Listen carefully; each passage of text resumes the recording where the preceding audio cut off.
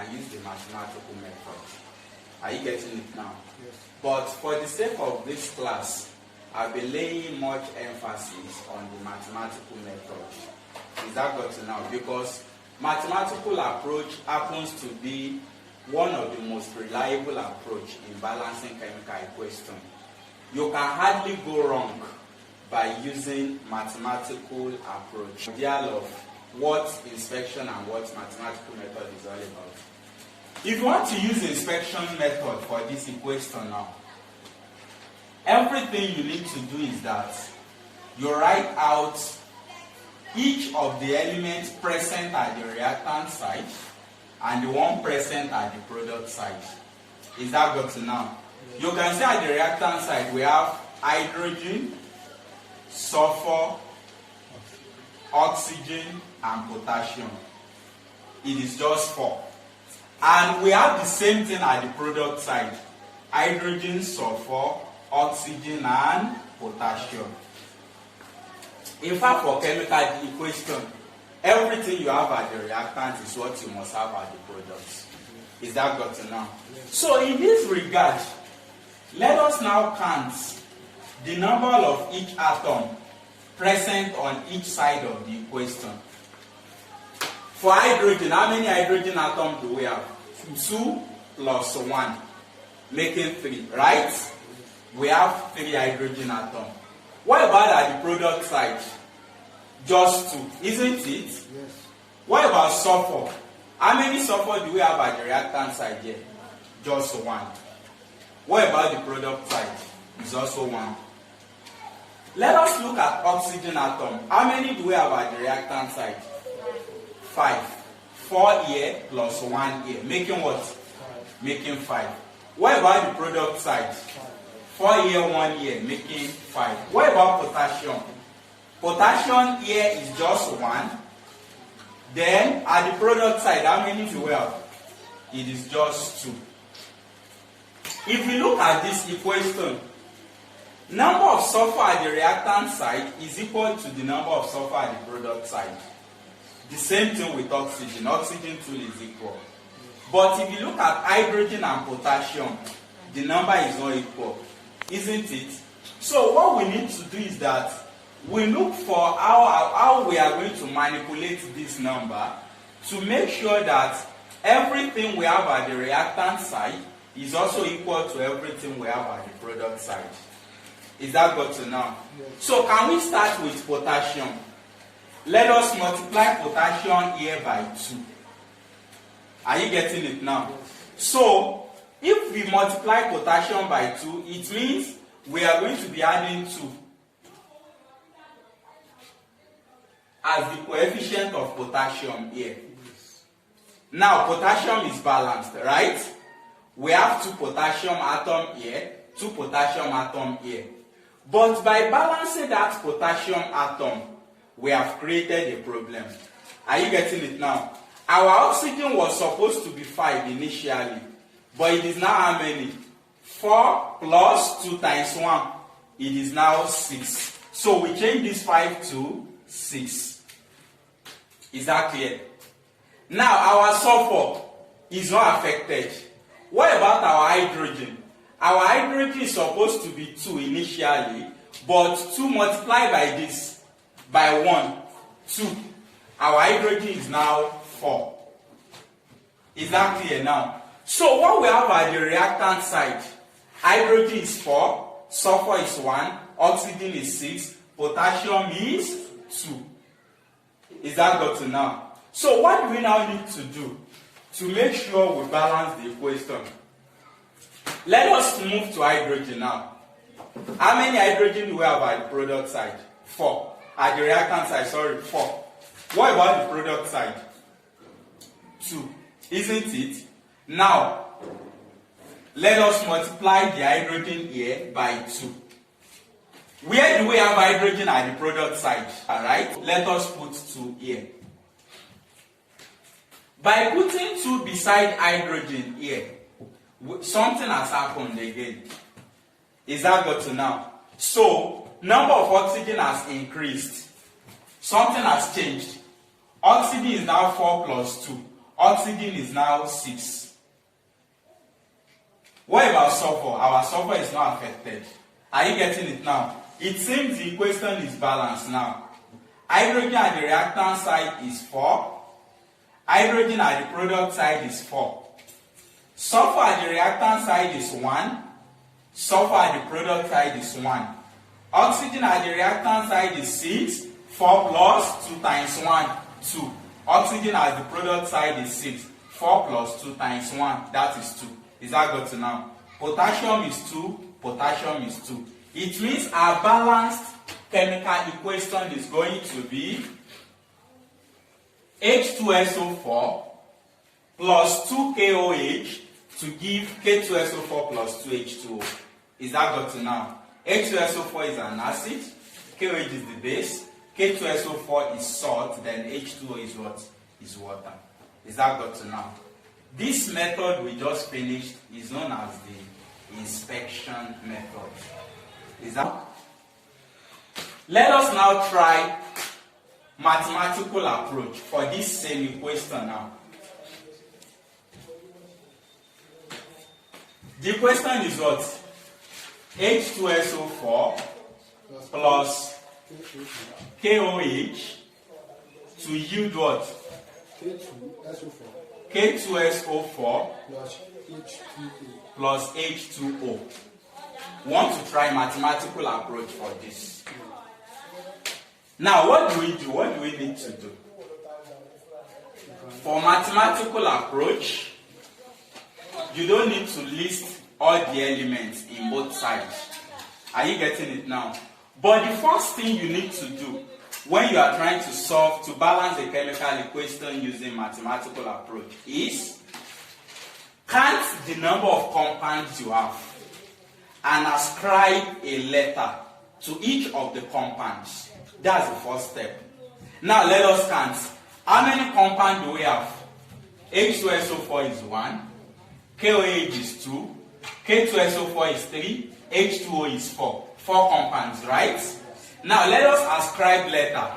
Letter A will be ascribed to this. Letter B will be ascribed to this. Letter C will be ascribed to this. And letter D will be ascribed to this. If you have 3, it will be letter A, B, C. If you have 5, it will be letter A, B, C, D, E. It's as simple as that. Is that got to now? Now what do you need to do? Write out the elements now. You know I told you the elements you have at the reactant side is the same thing you are going to have at the product side. So there is no point in repeating the elements in both sides of the equation now. So now the elements are hydrogen, sulfur, oxygen, and potassium. It is just 4, isn't it? Yes. Now, let us try to establish an algebraic expression for each of these elements now. Please listen. Hydrogen atom do we have beside A? 2. So we are going to represent that as 2A plus, how many do we have beside B? 1, right? So plus B. This reaction sign is going to represent equality sign. Is that got to now? Do we have any hydrogen as a coefficient of C? No. So we don't have any business with C. Do we have any hydrogen as a coefficient of D? Yes. Is that got to now? How many do we have? 2 equals 2D. This is an algebraic expression for hydrogen. Now let us try that of sulfur. How many sulfur atoms do we have as a coefficient of A? Just 1, isn't it? A. Do we have any beside B? No. Do we have any sulfur beside C? Yes. How many? 1. A equals C. Is that got to now? Is there any sulfur atom as a coefficient of D? No. Good. What about oxygen atom? How many oxygen atoms do we have as a coefficient of A? 4. 4. Are you getting it now? 4A plus, is there any beside B? No. Eh? Yes. How many? 1. 1 plus B equals, how many do we have as a coefficient of C? 4. 4C. 4C plus, how many do we have beside D? 1. 1 plus D. Good. What about potassium? Do we have any as a coefficient of B? Yes, right? We don't have any potassium as a coefficient of A, right? Yes. So how many do we have beside B? Just 1. B equals 2C. Isn't it? Yes. Now we have created an algebraic equation for all the 4 atoms or elements in the compound. Are you getting it now? Do you know, to now unlock, you know all are unknown. A, B, C, D, everything are unknown, right? Yes. So to unlock this algebraic equation now, the first thing you need to do is that let A, take your A to be equals to 1. Take A to be equals to 1. Is that gotten now? Yes. If A equals 1, listen, oh, if A equals 1 and A equals C, what will be the value of C? If A equals 1, we can actually use A to get C, right? Yes. So we say if A equals 1 and A equals C, automatically C2 will be equals to 1. Are you getting it now? Yes. What we need to do is just a simple substitution. A equals C, but A equals 1, isn't it? Yes. 1 equals C, so C equals 1. Is that gotten now? Yes. We've gotten A, we've gotten C. Which of the equation can we use to get B? We can use equation of potassium, right? Yes. So B equals 2C. Isn't it? Yes. B will now be equals to 2 multiplied by, what's the value of our C? 1. 2 multiplied by 1. Then B equals 2. Now we've gotten our A to be 1, our B to be 2, our C to be 1. Remain D. Isn't it? Yes. And we have 2 equations we can actually use to get D. We can use the equation of hydrogen to get D, and we can use the equation of oxygen to get D. Which of the ones should we use? Hydrogen, right? Okay. 2A plus B equals 2D, isn't it? So that will be 2 into brackets.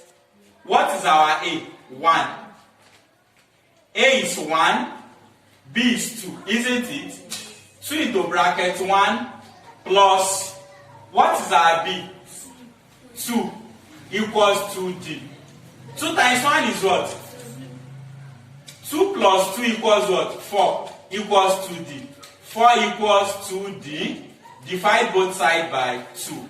D will be equals 2. Isn't it? Can we actually try this? If it is also going to give us 2, let us try it. So, if we don't want to use this, let us try plus B equals 4C plus D. A is what? 1. B is what? 2. C is what? 1. That will be 4 into bracket 1 plus, what is our B? 2 equals 4 multiplied by 1 plus D. 4 times 1 is what? 4. 4 plus 2 equals 4 plus D. 6 equals 4 plus D. What do we do? We collect like term. 6 minus 4 equals D. 2 equals D. D equals 2. Is that got to now?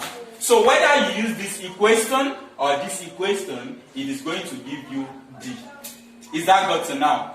Now that we have gotten all the now that we have gotten everything we need to get, now let us now ascribe. We have A, B, C, D.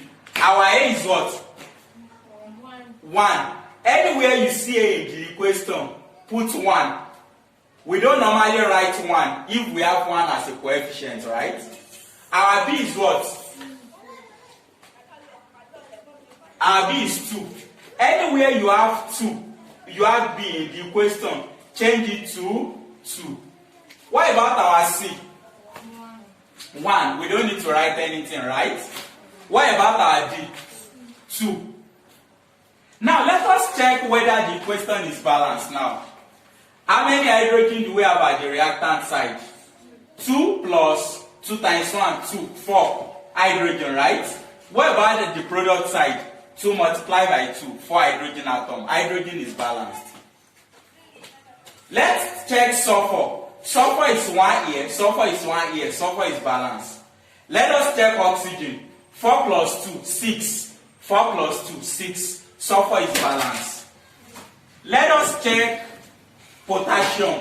Potassium is 2, potassium is 2. It is balanced. Let us